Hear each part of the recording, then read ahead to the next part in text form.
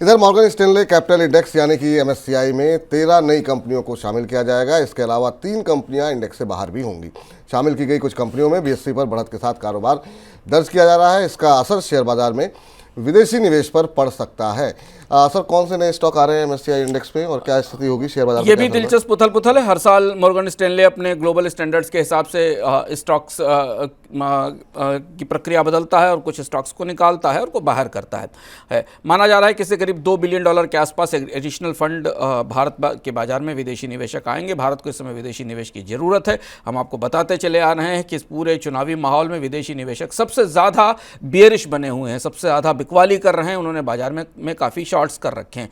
तो इस खबर से हो सकता है थोड़ा विदेशी निवेशकों को सहारा मिले। लेकिन स्टॉक्स जो शामिल किए गए इंडेक्स में वो काफ़ी दिलचस्प है। विपुल जी के साथ अगले हेलो मनी 9 में आप इस पर जरूर सवाल पूछिएगा कि इन स्टॉक्स का असर क्या पड़ेगा। जो कंपनियां आ रही हैं इस इंडेक्स में जिनकी संभावना बताई जा रही है उसमें इंडस टावर है, फिनिक्स मिल्स है, पॉलिसी बाजार है, सुंदरम फाइनेंस है, NHPC है, बॉश है, सोलर इंडस्ट्रीज है, जिंदल स्टील है, मैनकाइंड फार्मा है, टोरेंट पावर है, JSW एनर्जी और कैनरा बैंक है। और इसके साथ विपुल ये पूरा MSCI इंडेक्स अब खासा डाइवर्सिफाइड हो गया है।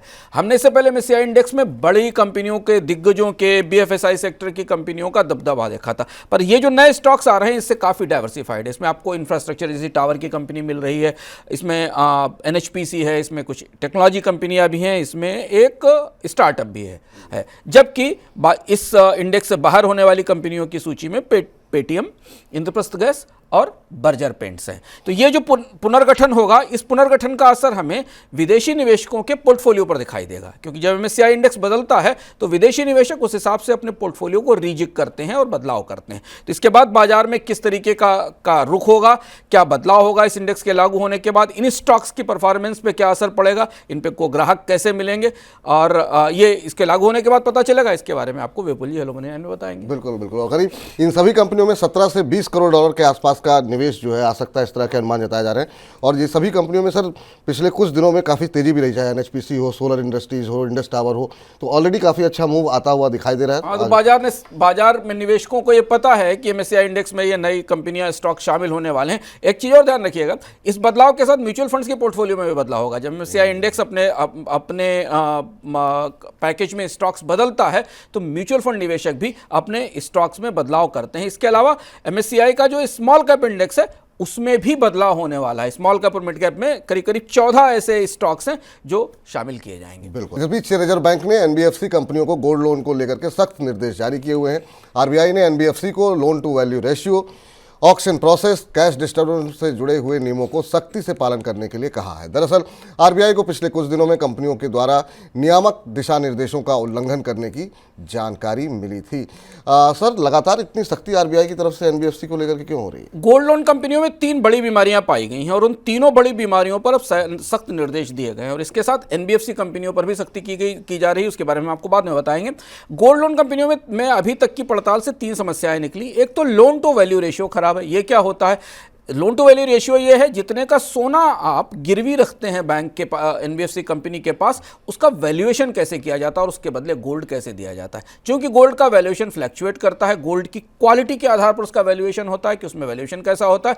इस मामले में नियमों को लेकर खासी गफलत पाई गई, भ्रष्टाचार भी पाया गया। कई जगह बैंक के मैनेजर्स ने, कर्मचारियों ने खराब गोल्ड लेकर लोन दे दिया। तो पहली चीज, इसको लेकर नए नियम तय किए गए। दूसरी महत्वपूर्ण बात जो सबसे ज्यादा चुनौतीपूर्ण है गोल्ड लोन कंपनियों के भीतर, उनका ऑक्शन प्रोसेस है। ऑक्शन को लेकर हजारों सवाल उठे हैं।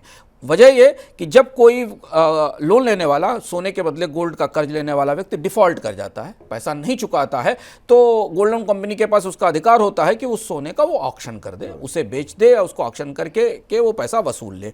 अगर आप थोड़ा अखबारों को ध्यान से पढ़ते हैं तो आपको दिखाई देगा कि आए दिन किसी मुथूट फाइनेंस या किसी गोल्ड लोन कंपनी की तरफ से बड़े बड़े विज्ञापन छपते हैं जिसमें आपको तमाम ब्यौरा मिलता है कि किसी का हार, किसी का कड़ा, किसी का कुछ सोने के का ऑक्शन शुरू हो रहा है, क्योंकि उस ऑक्शन के जरिए वो पैसा उठाया जा रहा है। इस ऑक्शन प्रोसेस में खासी धांधली भी है, अपारदर्शिता है, तो इसे ठीक करने के लिए गोल्ड लोन कंपनियों से कहा गया।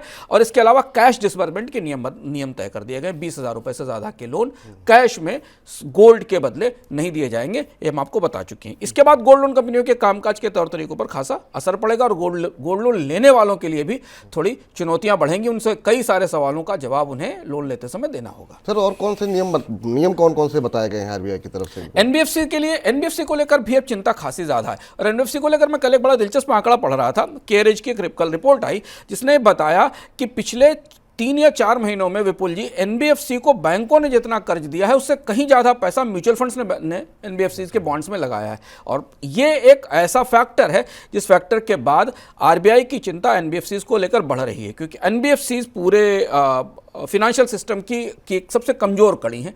भारत का हाल फिलहाल का इतिहास बताता है कि एनबीएफसीज ने भारत में ज़बरदस्त मेल्टडाउन क्रिएट किए हैं, चाहे वो दीवान हाउसिंग फाइनेंस हो, चाहे वो आईएलएनएफएस के एपिसोड हो। इसलिए अब नए नियमों के तहत एनबीएफसीज के रिस्क प्रोफाइल को, उनके जोखिमों को नए सिरे से पैमाइश करने के लिए नियम तय किए जा रहे हैं। इसके साथ साइबर सिक्योरिटी, फ्रॉड और रिस्क वेटेज के नए नियम आ रहे हैं, क्योंकि यहाँ ये समझना जरूरी है कि अब एनबीएफसी में केवल बैंकों का पैसा ही नहीं जा रहा है, म्यूचुअल फंड्स के पास भी जो सरप्लस कैश पड़ा हुआ है वो भी एनबीएफसी के बॉन्ड्स में और उनके बोरोइंग प्रोग्राम्स में दिया जाता है।